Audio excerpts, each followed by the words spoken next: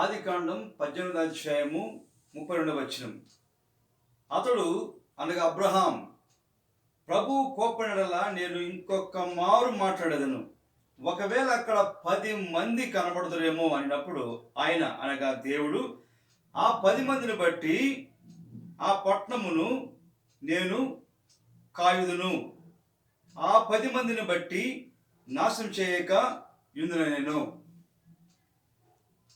ఈ వాక్యం బట్టి మనకి ఏమర్థమవుతుందంటే, ఎక్కడ విశ్వాసులు ఉంటారో, ఎక్కడ దేవుని నమ్మిన కుటుంబం ఉంటుందో, ఎక్కడ ఆరాధించే కుటుంబం ఉంటుందో, ఎక్కడ ఆత్మసత్యంతో ఆరాధించే కుటుంబాలు నివాసం ఉంటాయో, కాపురం ఉంటాయో, అక్కడ ఆ చుట్టుపక్కల ప్రాంతానికి కాపుదల ఉంటుందని వాక్యం స్పష్టంగా మనకి బయలుపరుస్తూ ఉంది.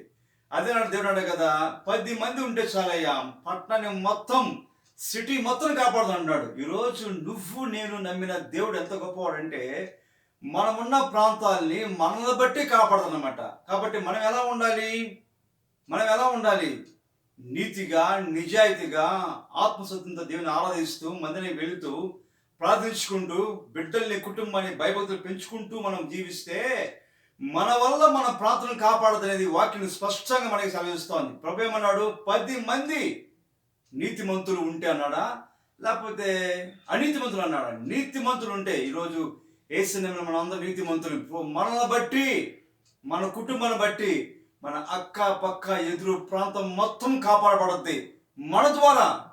ఎంత శ్రేష్టమే కదా, ఎంత భాగ్యం కదా. దేవుడు చూడండి, మనల్ని బట్టి ఆ పట్టణాన్ని కాపాడుతుంటున్నాడు.